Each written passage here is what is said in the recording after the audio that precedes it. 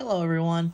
So I've been pretty true to my word and haven't gotten that many movies lately, which is a pretty good thing because I was like hoarding movies for a while.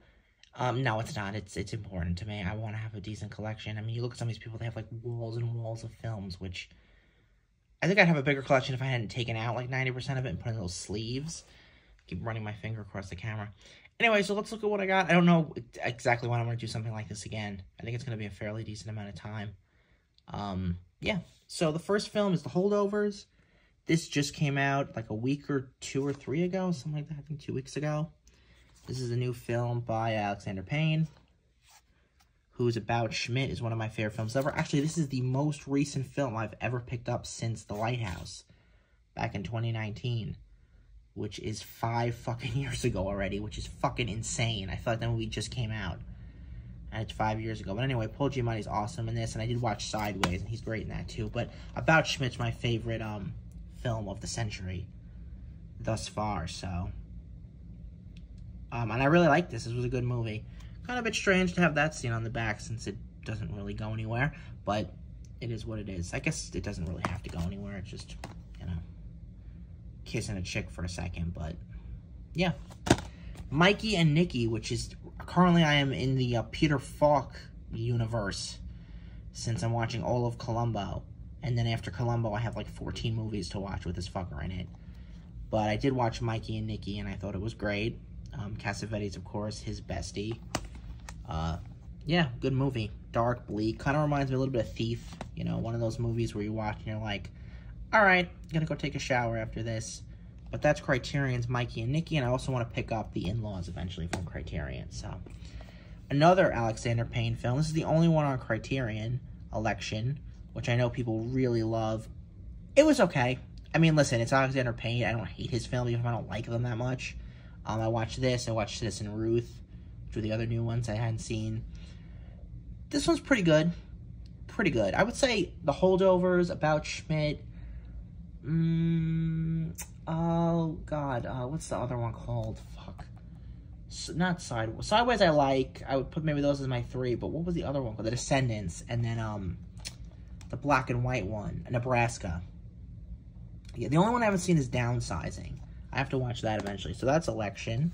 Then here's the Criterion 4K release of The Last Picture Show, plus Texasville, which I still have to watch Texasville. But what I'll do is I'll probably end up putting this when I get, you know, back to some form of normalcy. This is slid up a little bit. I have to slide that down.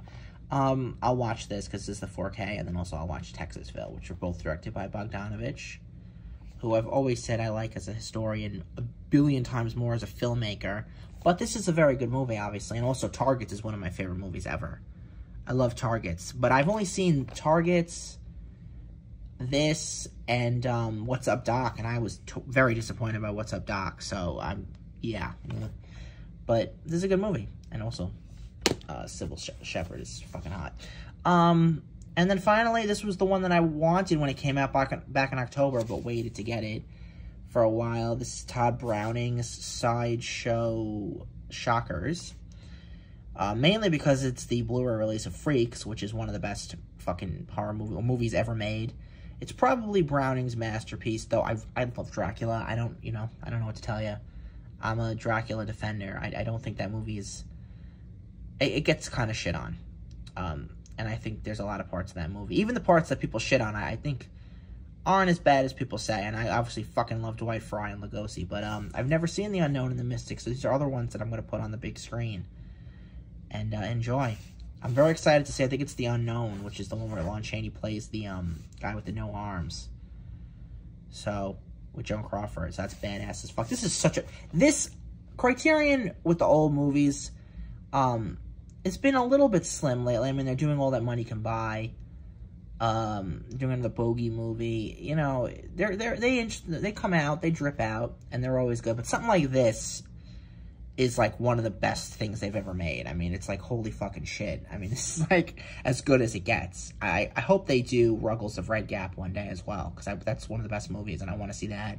Or maybe Random Harvest or something, or The Little Foxes with Betty Davis. I'd love to see that. Or we get a Faster Pussycat release.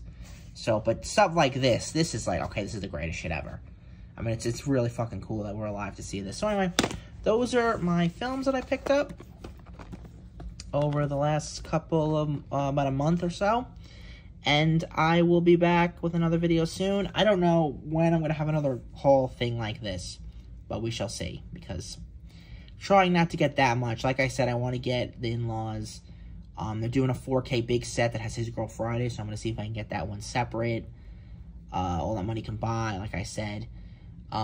Maybe that's 3. I don't know. Maybe we'll look at those. I'm going to try not to hoard, you know, like buy so much at once. But also this year we got to see what Disney 4Ks we're getting. I don't know what happened after Snow White and Cinderella. They haven't announced shit. They were supposed to do Alice in Wonderland, Sleeping Beauty, and Fantasia, so those will be big releases if they come out. Very excited to see Sleeping Beauty, and I'm excited to see Alice, too. I really want to know what that looks like. Obviously, Fantasia is going to look pretty great. They didn't really mess that up very much on the old scans. But yeah, all right, bye. Goodbye. This is long, but yeah, good. Watch more Peter Falk if you haven't. Okay, bye.